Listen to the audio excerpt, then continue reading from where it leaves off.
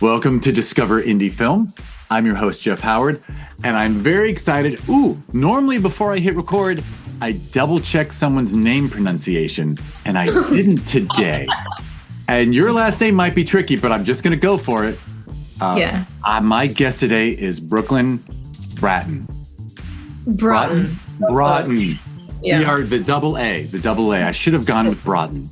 Yeah. I always check with people first because my best friend of 50 years has an unusual name, and I've listened to people say it wrong my whole life.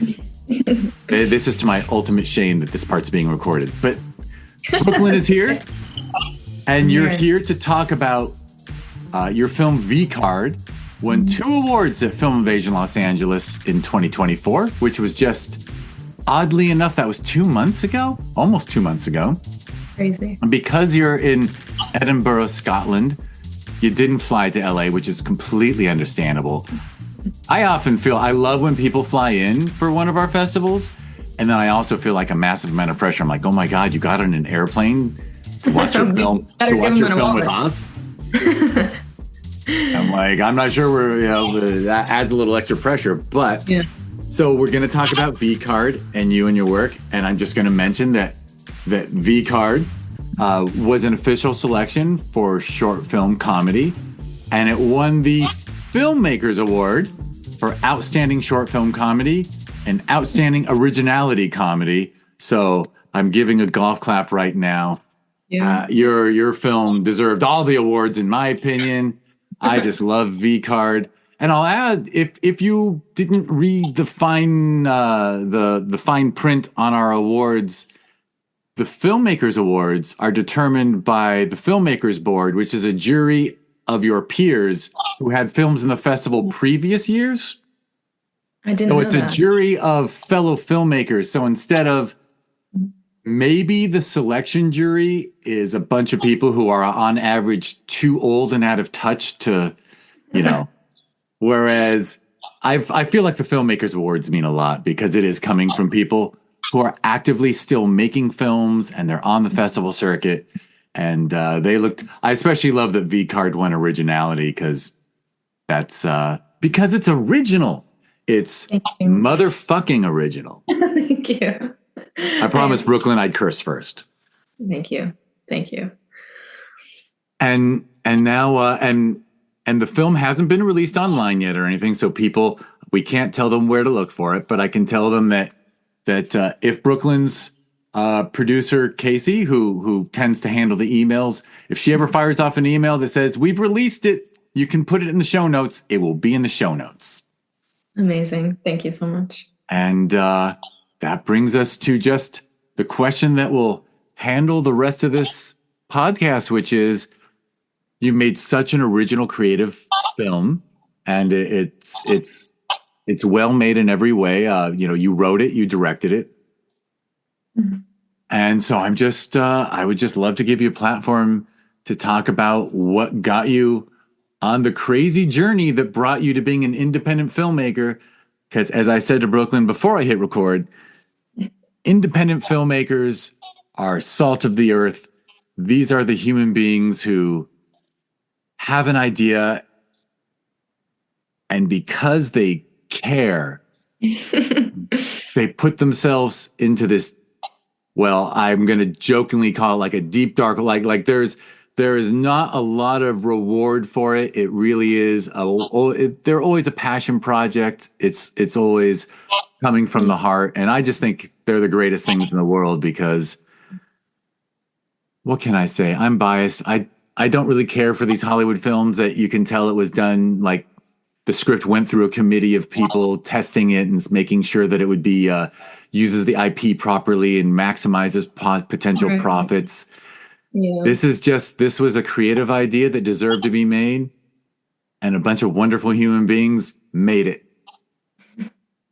So what got you on this path?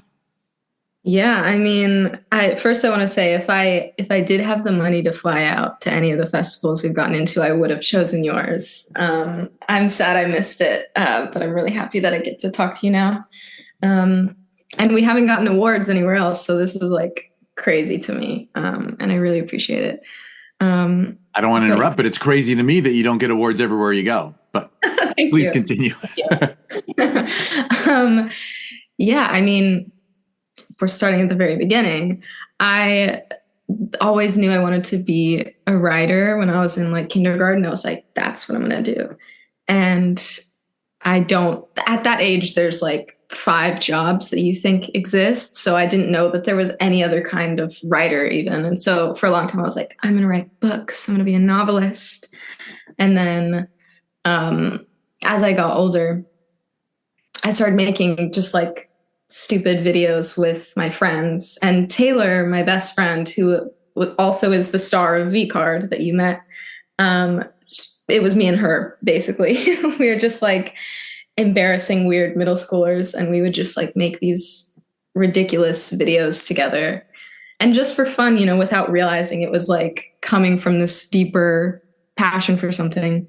And then she was a bit ahead of me in like her knowledge of film. So she would like sit me down and make me watch these really good movies. And then it like dawned on me that screenwriting was in fact a job. I don't think a lot of like, I don't know, as a kid, I just never thought of that. You kind of just think of like the director or the actors or whatever. You don't think of like every job that goes behind filmmaking. And so I was like, I kind of like that idea. Especially because I think the most fun part of writing for me is just the dialogue and the connection between 2 characters. And I think like film is obviously a great place to explore that. And even in comparison to like a play, I think film just like can focus on all these like, I don't know, awkward or like inarticulate interactions between people, or just like capture humanity in a really special way. And V-Card is quite awkward at some points. So I don't know. Everything I liked about writing made sense for film. And so I started looking into film schools in Washington. I'm from Washington State. And so eventually I went to this like small film program in Ellensburg, Washington. And I don't know, just learned a ton there, and had a good time. And that's where I kind of came up with the idea for V-Card at first. But I graduated in 2020, the fated year. So by June 2020, where people were thinking, oh, it'll clear up in time for graduation. Yeah, exactly. That was the time. And we were working on our capstone films like all year. And it wasn't V-Card, it was some other idea entirely. And I was working with this group, and it was like we were waiting 4 years for our moment, you know, because we had seen all the seniors finish their grad films, and we watched them in the big theater together, and we were like, that's gonna be us. And then 2020 rolls around, and they were like, okay, so we can't do that. You guys are going to have to make films from quarantine, from your apartments, you know, over Zoom, all that. And obviously at the time, there were much bigger problems in the world, but we were devastated. We were like, how could this happen to us?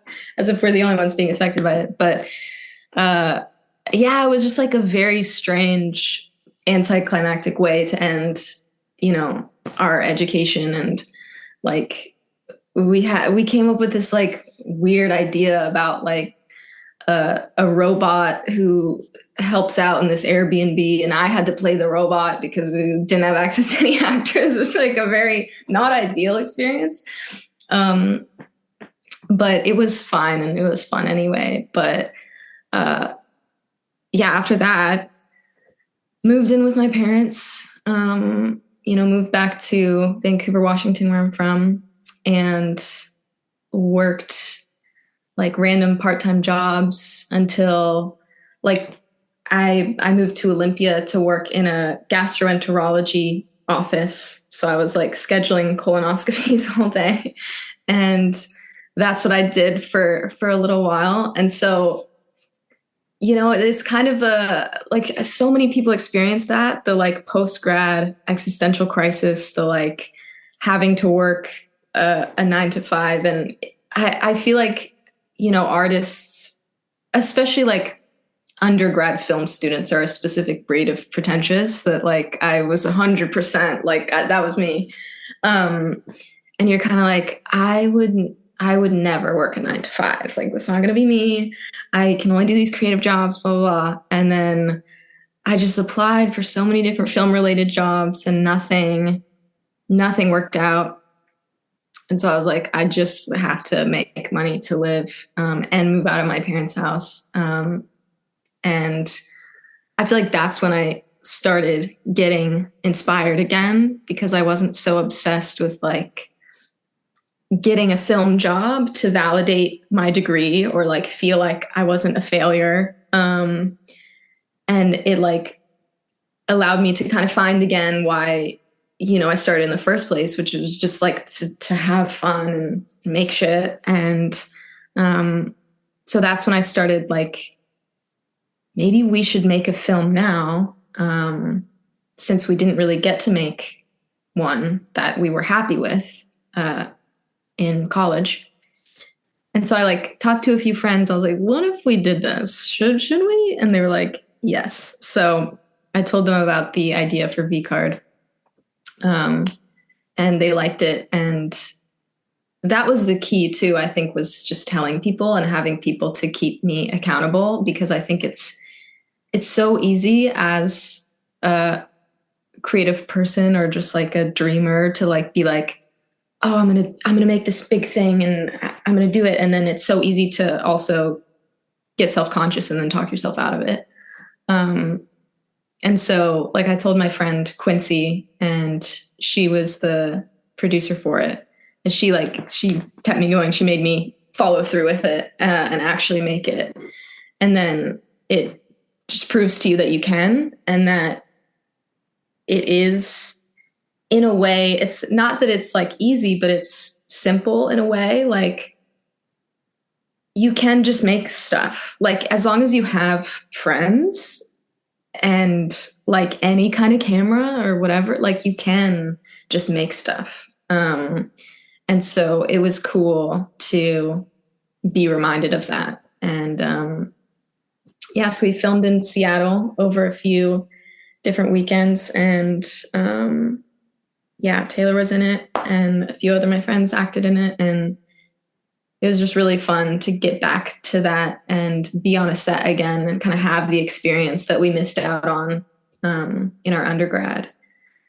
And then, I mean, I don't know. Well, I mean, I could hit you with 50 questions now, but please, I guess the first one I'll hit you with is, was V-Card literally just like a 1 to 3 sentence idea when you first started telling people about it, or had you written it out a little more?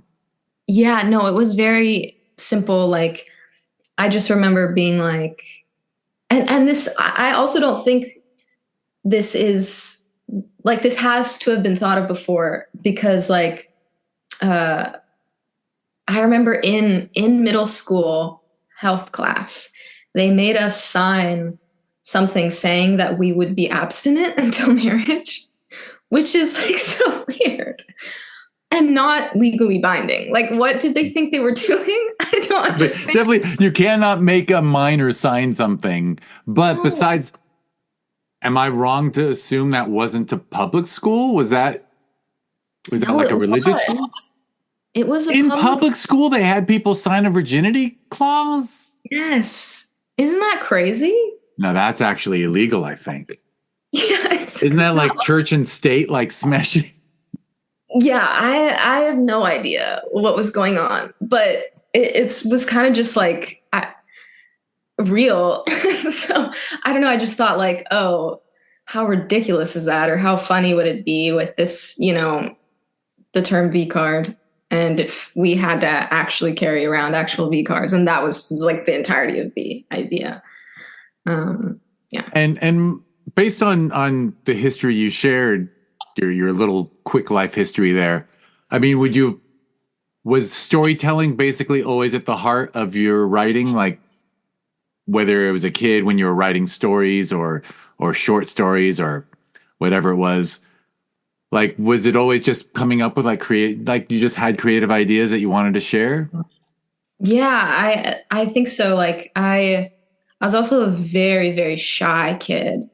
And I feel like always observing things. And kind of like on the outside of a lot of social interactions. And so, like, honestly, I think a lot of it was just sad, and like I craved connection with people or craved like expressing myself. And so if I could like in my head kind of create conversations that I wish I could have, that was me kind of like creating a story.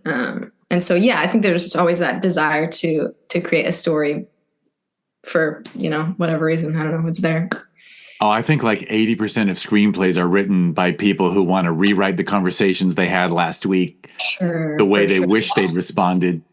Yeah, confrontations, arguments, all this. Yeah, like now I know what I wanted to say. Exactly. Yeah. And now I have a really good comeback a week I gotta later. ask the not super insightful question. Only child? Siblings? I have an older brother. Older brother. I do have a theory that the younger ones, I'm a younger sibling as well. I feel like when you're the younger one gets a little more creative and exploratory. Yeah. Because the older one's taking all the heat of you know what I mean? All the pressure to be the good kid. And then the parents are we're the entertaining kid. Yeah, exactly. I've got a story for it. Yeah, exactly. Even if we're shy, we're like, yeah, let me tell you a story. Yeah. Yeah, exactly. Plus the parents, who knows, the parents are just gambling, right? They're like, okay, that one will get a job. This one will be fun. I don't know. Yeah, exactly. Yeah. All right. So we've got that covered. So V-Card, you were in a way, so the idea for V-Card was so, it really is just tuned in, right? Like as soon as I bet the title alone got people like Taylor and Quincy excited about it because, I mean, once you share, it's just like a world where V cards actually exist. Yeah. That brings in so many wonderful elements because it's visual, it's magical realism, it's world building, and yet hyper realistic. I mean, I guess not hyper realistic, but I mean, my praise for the film is unending, but I want to just add that like at that level, like for those who haven't seen it yet, and most people haven't, unless they're lucky enough to know you or to have been at a festival where it played. Like even the look is great. Like it has a very cool out of time look. It looks neither retro nor contemporary to me. It just sort of is this magical special place where you have a box inside a box inside a box inside a box and and all that checks out. And yet there's bowling alleys in this world and there's V cards and and I love your casting, although now I understand that you cast Taylor probably for being your lifelong best friend. Yes. But an excellent performance. She's incredible. Yeah. Yeah, she does. But and then I saw the young man's Dylan. Mm-hmm. Dylan, yeah, I went to college with him, and yeah, he's also just so good. The two of them on screen together. Mm-hmm. That was some fortunate casting chemistry, I guess. Yeah, absolutely. I had like I mean, especially when you're like just starting out doing filmmaking, it's kind of like, who can I get? Who will do this for me? And so I just got lucky to like have really good actors who want to hang out with me and make stuff. But yeah, I remember when we were still rehearsing for it, me and Dylan and Taylor had our first like kind of chemistry read, and we were on the call for like 3 or 4 hours, just like talking about everything. And they were both just so generous and willing to like really dive into it and just like kind of just talk about every little thing. And it was probably like one of the most fun special memories I have from that. The whole process was just like, yeah, their willingness to like spend that much time and just like, yeah, dive into it. I mean, I don't know how much I would love to live in a world where those two actors get to act all the time. I don't know how frequently they get to act, but you certainly gave them such a special sandbox to play in with this world. I have to say, besides their chemistry, I did watch it again this morning to have it fresh in my head. And a lot of the nonverbal acting they do, the stuff that I don't know if it was on the page that I'm sure the film's called V Card. So if I mention removing a condom, I'm sure that's not going to shock people. But the look on her face when he does that. Yeah. Like the entire theater should burst in laughter. I know people don't laugh at moments like that because the first time you see it, you're just kind of like, you have a lot of empathy for both of them. But it is fucking hilarious. Thank you. Thank you. They're both so brilliant at that, just like with their expressions. And then also when she's opening the boxes and it cuts to Dylan and his reaction, it's like gets me every time. I think they're just both, they're just so good. They're so talented. Yeah, I mean, they really are. I mean, they really are just, I mean, your cast is just wonderful. And obviously the material helped with that, but then, but then when you share that they were willing to discuss this thing for 3 hours, that means they really invested in it and they really believed in it. Yeah, absolutely. And I'm sure you didn't have to explain to Dylan the difference between their trophies. No, he got it. He understood. He understood. That's great. So how long a process was it? Was it from deciding, by the way, you and I share something, which is I do the same thing you did all the time. I'll have an idea. And I know if I keep the idea to myself, it's my way of giving myself an out. But if I start telling friends and family, then I know they're going to hold me to it. Especially if you're the youngest child and the artsy one, then you're like, I feel like everyone doesn't think I'm actually going to do this. So now I have to do it to prove to them that I will. That's how yeah, that's true. That's true. So from the time you started telling, people like Quincy and Taylor and whatnot that you want to do this, was it a long ramp up or was it quick? How quickly did you go from your pitch to actually having this script written? I honestly couldn't tell you. It was just like, it was in 2022, I believe, or maybe 2021 when we started talking about it. And I brought up the idea to Quincy and she was like, yeah, do that. And then I just sat down and wrote the whole thing in one go. And obviously it changed so much. But I was just like inspired. And then I sent it to her. And then we got this other girl, Taylor, a different Taylor, involved. And she's like this really cool cinematographer that we met in college as well. And she was like, I want to do this. And so we had like a ton of meetings together going over different drafts. And we like reached out to some of our old professors to have them read it, tell us what they thought. Like I just wanted feedback from anyone and everyone. And then I think that's the greatest lesson I learned in college. Because going in, I was like, I can do this. Okay. And then you realize you're like, don't know what you're doing. You're not that good. And the best thing you can do is like actually listen to what other people have to say about your writing, and get an outside perspective. But yeah, I don't remember how long it took. I wish I would have tracked it or something. But yeah, eventually But you made some minor changes based on feedback and yeah. Was there, can you remember any notes that were like significant to you? You know, what's so interesting is every guy I got feedback from did not like the ending. They were like, it's too much. They're like, I don't know. And every girl was like, yeah, love the ending. And that was so interesting. And the ending meaning her reveal, the reveal of what she gets. Her trophy. Yeah. Oh, how could they? Well, then they just don't like how society works. They're blaming like, you for critiquing society. I was like, I don't like it either. Come on. But yeah, it was so interesting. But I think like watching it, like I haven't gotten that note. Like I think that watching it, they could be like, oh, I get it, it works. But yeah, everyone was like, I don't know about that. Even the fact that his ship's faster than hers is appropriate. You know what I mean? Yeah, Like she gets who's ever in charge of this shit. Yeah, Is still treating her like the lesser human.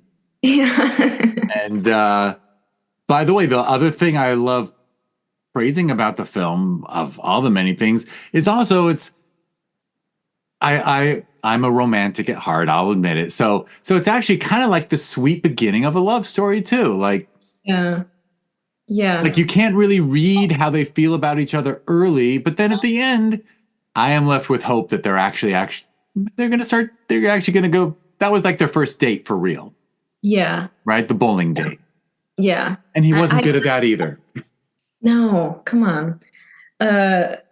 Yeah, I liked that bit. Like that really is just because I wanted the joke of like,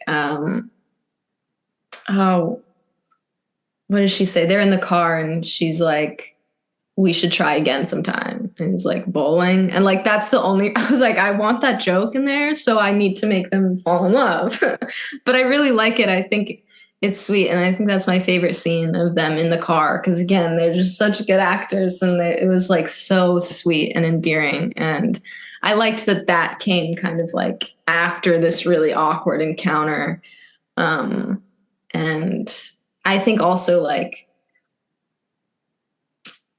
I don't know. I could say so many things, but yeah, it was good. Well, and one thing that it absolutely rings true about is that in human relationships,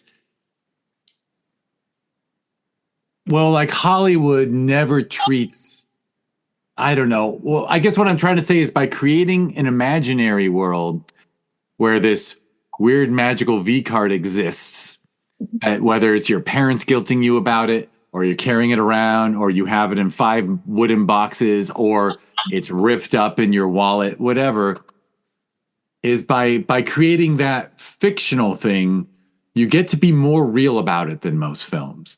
Like the losing your virginity film is almost a beaten to death trope, right? Like, yeah. I actually adore the film Booksmart because someone finally told it from the female point of view in high school instead of, I mean, I don't know how many, I can't name all the films that were about guys losing their virginity and blah, blah, blah. And Booksmart was such a nice version of that. Totally. But your film is with its imaginary world is just way more honest about this stuff. You know, and the two of them just nail it. They nail, like you said, they nail it in that car. Like she tells him in the sweetest way possible. Yeah, I hope it's a spoiler of sorts, but not really a spoiler. There's no way. I've seen it multiple times, so it doesn't spoil it to know that he was not a world champion love maker his first time. No, I mean, come on. There's no such thing, by the way. I'll go on record as saying no one's wonderful and no one's awful. It's just chemistry. And 100%. And if you're with the wrong person, you'll think you're bad at it. And if you happen to have the right person the first time, your chemistry will be good and you'll think, I'm awesome at this. But believe it or not, you're wrong. Yeah, that's so good. Yeah. Yeah, it's true. Yeah. But it's a fairly universal experience. Except for that creepy incel world. But anyway. Yeah. That's the whole We're not meant to bring it up. My apologies. I should have that on a banned word list of mine. All right, so you said you shot it in Seattle. Yeah. And and I mean the look of it is so cool. Is that so this DP you mentioned, did you talk about looks? Did you show examples or? Yeah, she basically let me make like a mood board, like Pinterest board of like just shots I liked. And I don't know, it's so interesting. Like I don't think the way that the DP thinks, it's so impressive to me. It's like so technical, but so artistic, and just like the understanding of like color and like all this other shit. And I like didn't even know what I wanted. I was kind of just like, here's some pictures that I really like. And she was like, oh, so you want this and this and this? And I was like, yeah. So we tried to find like a really colorful Airbnb because we just knew we wanted a lot of color in it. And Taylor has like just already has so many colorful clothes. I was like, yes, you gotta wear that. And the bowling alley is in Olympia, Washington. And yeah, we were looking through bowling alleys, and I was like, that looks really fun and colorful. So we were able to film there. So yeah, it was just about trying to like smash as much color into it as possible. And then she was just very talented and has a good eye and made it really beautiful. Yeah. Yeah. And did you talk about like, I mean, it almost has an 80s-ish vibe. Am I wrong? No, I agree. I think, I don't know that I was connecting it at the time to being like, oh, this is kind of retro. And also the idea of virginity is outdated. Like, I don't know if I like did that. But it kind of works on that level. But I think I was just like, since this world is kind of goofy, like I want it to look fun. I just like wanted it to look cool, and just like stylistic, I guess. Yeah, and that even extended to wardrobe and things, right? Yeah, for sure. Yeah, we're just did you go to their closets and tell the actors what to bring? Yeah. Or Yes, that's exactly what I did, actually. Yeah. Wow, there you go. Yeah. Good on them for allowing that. He really, yeah. I mean, Dylan was, I wasn't near him, so I think I was just like, here's a list of everything I want you to bring. But yeah, they were very, very nice and cooperative. And I think I made him wear one of my jackets in it because I was like, this is perfect. But yeah, it was very fun. They're Awesome. very nice. And it sounds like it was a really fun, undramatic set, just a group of friends just working well together. Yeah, it was really the best. Yeah, it was so good. We were just like, I remember the first day we were like trying to, we arrived at night, and then we were like, oh, we got to film outside tomorrow, but it's not raining now, so let's just film now. And so we filmed the car scene like as soon as we got to the Airbnb, but then it immediately started raining because it's Seattle. And so we were like, this is ridiculous. But it was just so funny. And then the next day we were like shooting for 15 hours straight, and it was just like so fun. And I remember being so nervous. Like I think that a lot of that just came from being in quarantine for a while anyways. And we were all so like isolated and not as social as we were used to being. But I'm just also a very socially anxious person.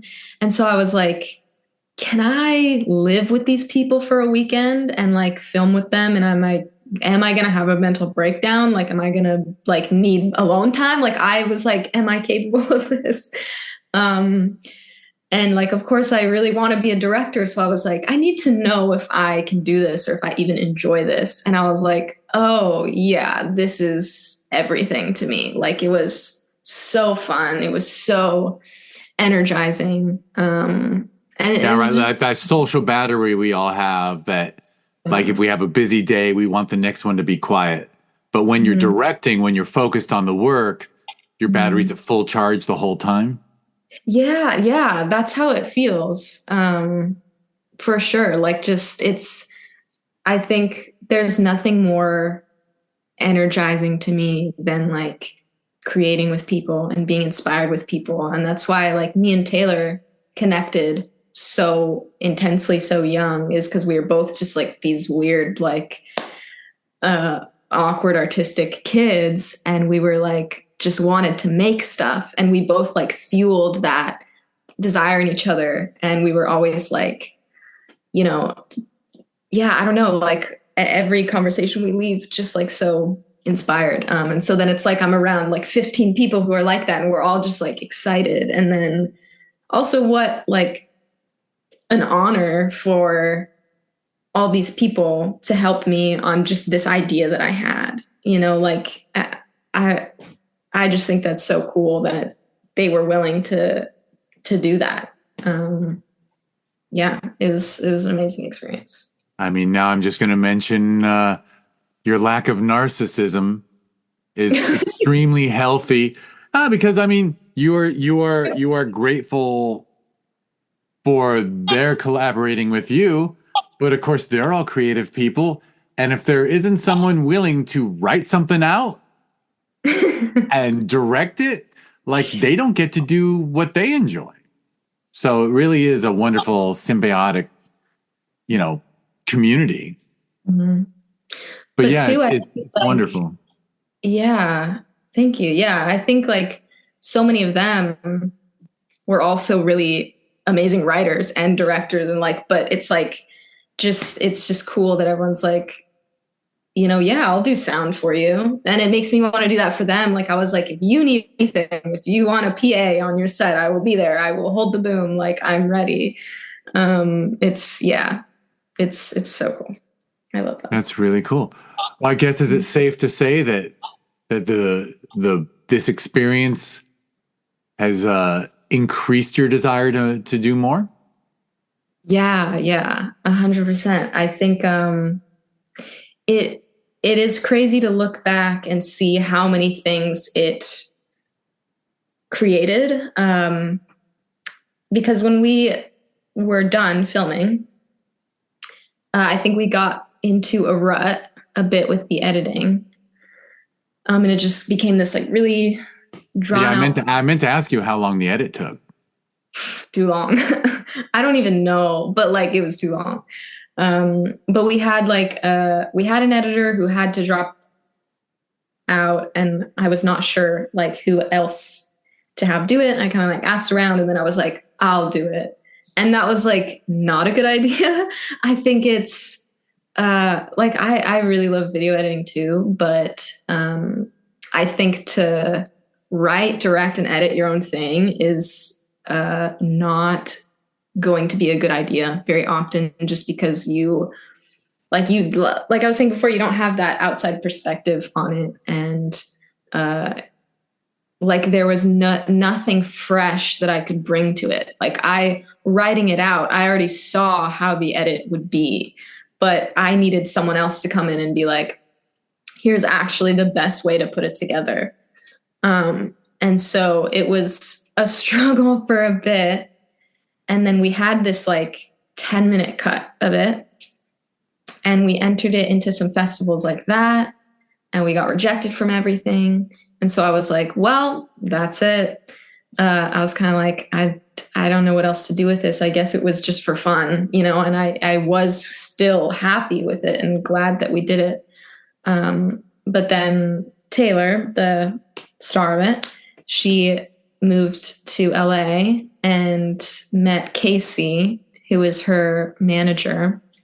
And Casey runs like BAM management and BAM in motion, where she does kind of like short films and stuff. And she watched V Card as a part of like, I think it was like putting together Taylor's acting reel or something, just to work on with Taylor. And she was like, what is going on with the short film? Have you guys entered it in festivals, or like what's going on? And Taylor explained it to her. And so she got on the phone with me and was like, if you want help, I can help you. Like, and she was so gracious and so wonderful and gave us everything that we needed, and for nothing. Like she was just like, all out of the kindness of her heart. She just wanted to help us. And so she like worked with me one-on-one to like edit it down to like a good 7 minutes or something, and just make it a lot tighter of a cut. So much better. And then she's been like helping us enter into festivals. And so every festival we've gotten into is because of meeting her and her helping us. And that like, yeah, just changed everything. And then I applied to grad school. So right now I'm doing my master's in screenwriting, which is why I'm in Edinburgh now. And I don't think I would have done that if like everything didn't happen the way that it did. And then I did visit Taylor in LA back in May, and we made another short film with some of Casey's people that she knows and works with. And so you just like, even at festivals and stuff, like meeting you, like this is how you kind of like slowly gain momentum, is just by like continuing to do it, just out of the love for it. And then you just kind of keep going, I guess. I don't know. Like it's given me so many more opportunities and like inspired me so much to keep going. And you literally hadn't explored graduate screenwriting programs until after the experience with Casey and diving back into VCard a little. And yeah, isn't it amazing how 2 minutes, I mean, you went from 10 to 8 minutes, I think, and it just, and at that point it's saying, even to you, it's saying better. Yeah, no, that's the power of editing. Absolutely. Sorry, my dog's No, dogs are welcome. I saw your dog's tail popping up from behind. Yeah. That's a pup. Eye contact, loves you. Yeah, she does. But yeah, I when I was in my undergrad, I was like reading this flyer for exchange programs, and this was back in like 2018 probably. And I saw that we did an exchange with Edinburgh Napier University, which is where I go now. And I was like, oh, it'd be so cool to do an exchange program in Scotland. What? So I talked to one of my professors about it. He was like, no, they don't really do that for the film students. I was like, okay, that's fine. But then I always kind of just like had that school in the back of my head. Like it just never really left me. And then, everything happened, graduated, COVID, blah, blah, blah. And I remember I got this new job with a prosthetics company. They're a very cool company, really amazing people. And they had, I was just working kind of customer service there, and they had like a marketing team. And I was like, you know what? Like maybe I could work my way up or something and be a part of their marketing team and do like film stuff for them, video stuff for them. And like that would be so cool. But I was just like, this is not like really what I want to do. And like, right, it was in that like few months where I was working there and considering that. And again, kind of that voice that was like, I just need to get something film related to validate the fact that I went to film school so I can feel better about myself. And yeah, in that time, Taylor met Casey and I met Casey, and it just completely like re-inspired me. And I was like, no, like if I'm going to do this, like I don't want to like half-ass it. Like I want to like really, really try. And so I just like kept looking at this school. And then I applied, and then I moved like a few months after that. It was like really fast. But yeah. So I'm here. I'm in Scotland. You're in Scotland, working on a master's in an MFA. Mm-hmm. Yeah, and everything's so connected. I am going to be graduating in a few months, and so I'm working on my thesis right now, which is a feature film. So I just finished my second draft yesterday. And so you're at the end of a 2-year program, or it's just a 1 year? Oh, 1 year program. That's nice. Yeah, it's been incredible. And I've just learned so much. So I was like, this was so the right decision. But yeah, I'm writing a feature film right now about my friendship with Taylor. And so it just all feels like, all sweet and connected. But yeah, it's been very fun. And a 1 year program, but so you came out to LA, you shot another film with Taylor that is it waiting around to be edited once you get this feature written? Like you got to complete the MFA before you distract yourself? Exactly. Yeah.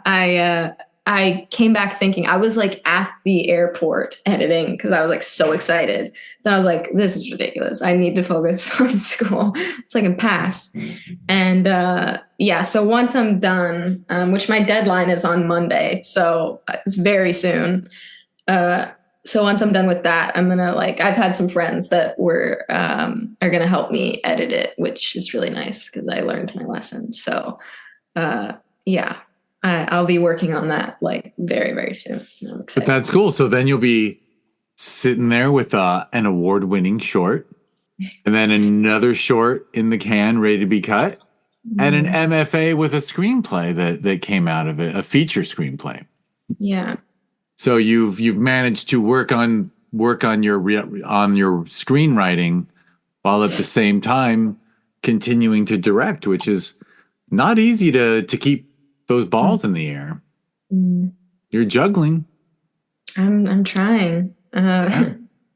It's fun. It was a pretty simple shoot. Like we were like, let's write something that we can shoot in one day in one location, which I think was fun to kind of as a challenge to find something. And I think that's part of why I really like screenwriting too, is there are rules, and not that they can't be broken, but I like kind of having boundaries to be creative within. I'm not the type of person who can write free form poetry or something. I marvel at people who can do that. So anyways, it was very fun to try and make something really simple, and it's very different from V-Card. It's very a lot more mundane and definitely more hyper realism territory. But it's very fun. I was kind of wanting to make something like that more so. I agree with you. I think you're onto something with the limits, because I often think, how there'll be a writer or filmmaker we love, and the first couple things are just really innovative and original. And then once they get told, okay, you can do anything you want, here's the money, here's the, when there's no walls around them, all of a sudden, instead of writing their magnum opus, they write something that just doesn't work at all for me. I always feel bad. I'm like, oh man, I was a fan of that person, and now, And it's always 6 hours long. Sometimes. Do we need that? No. I totally agree. That's very interesting.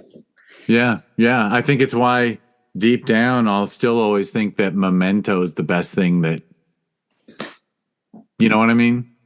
You are speaking my language. That Nolan did, because he had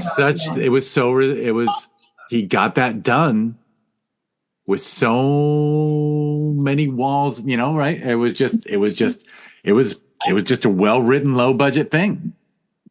Yes, I remember watching Memento for the first time in my undergrad, because we would have film screenings, obviously.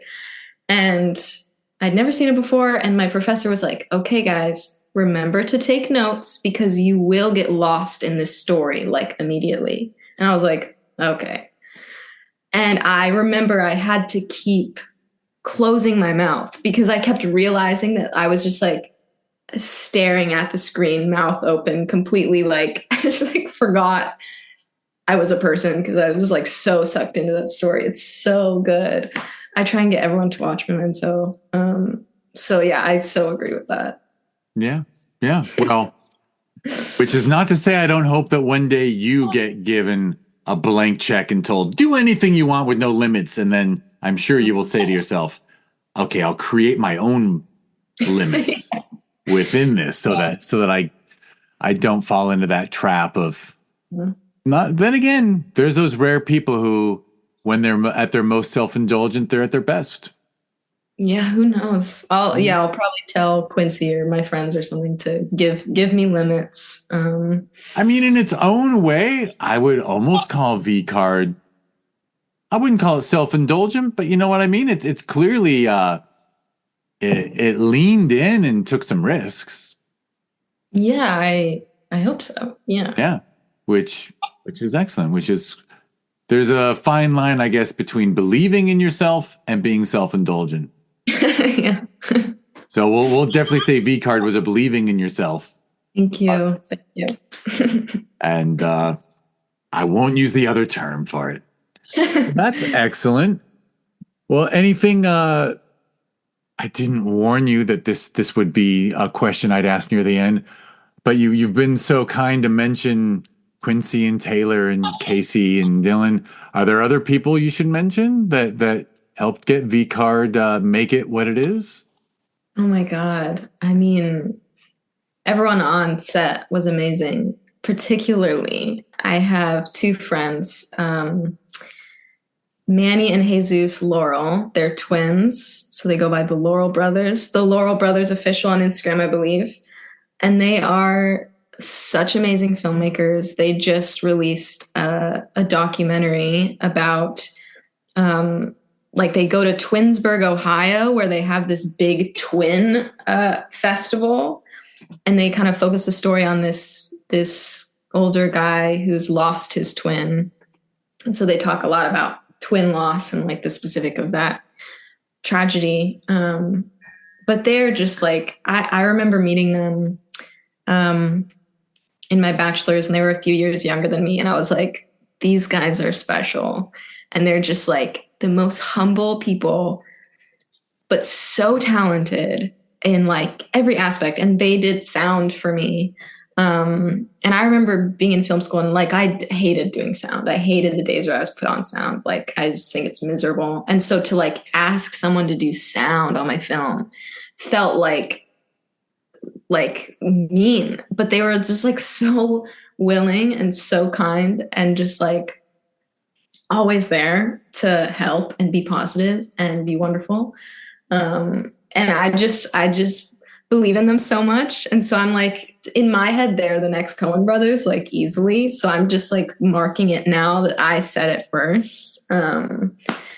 Yeah. So I hope people check them out because they're really cool and wonderful. I hope they do. I have a funny anecdote, which is I'm not going to remember. My memory's not good enough to remember if it was Film Invasion Los Angeles or Sherman Oaks Film Festival, but I think it was Film Invasion Los Angeles 2021, maybe 2022.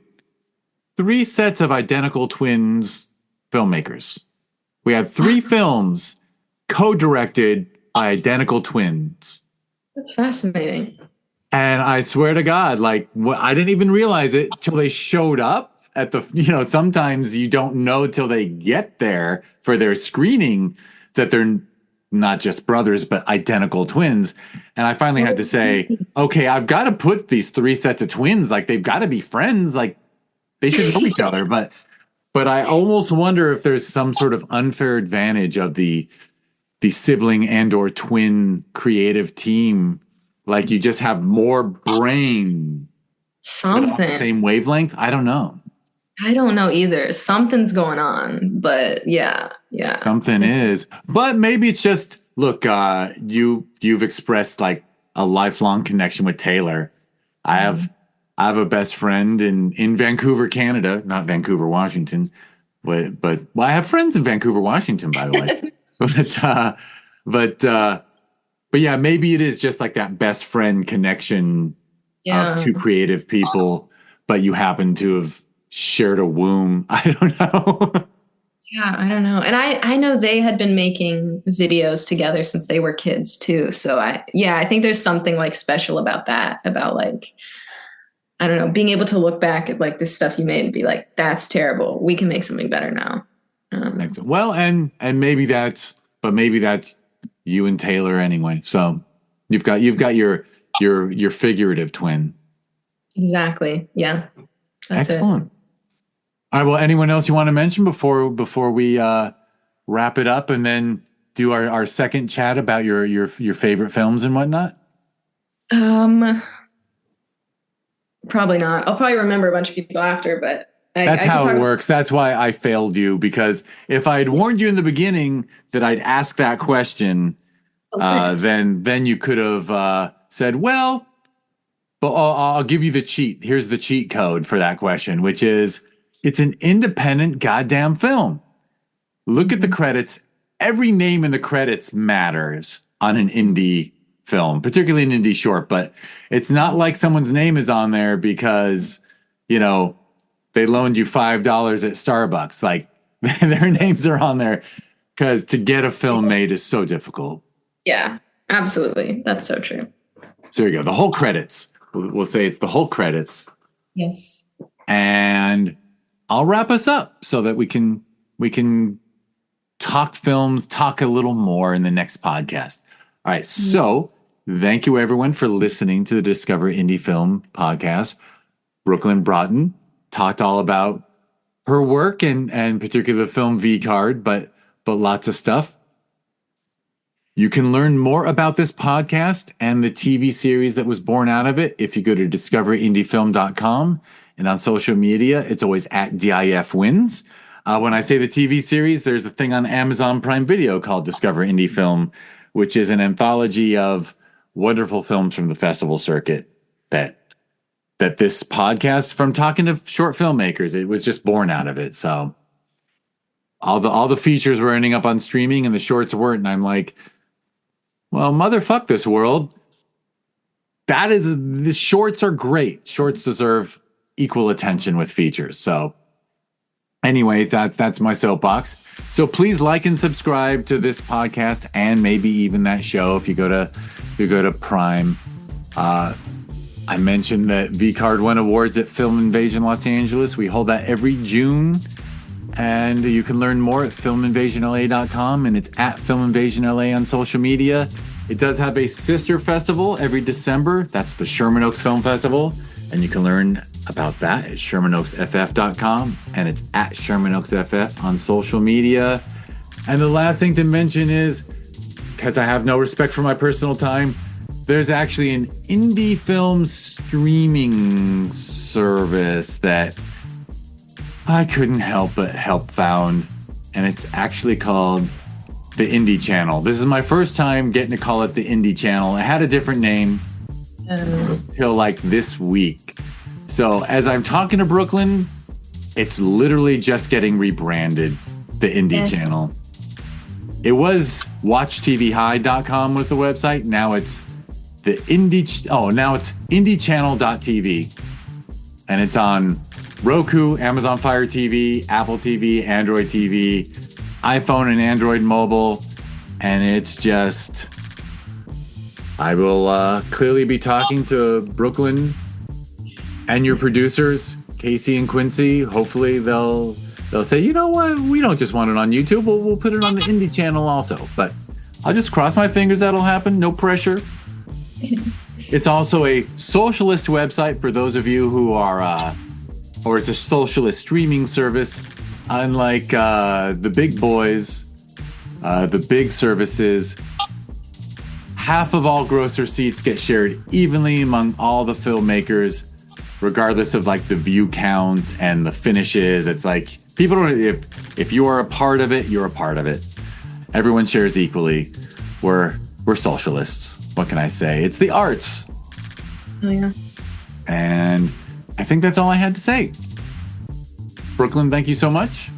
Thank you. This was so fun. Yeah. And thank you everyone for listening.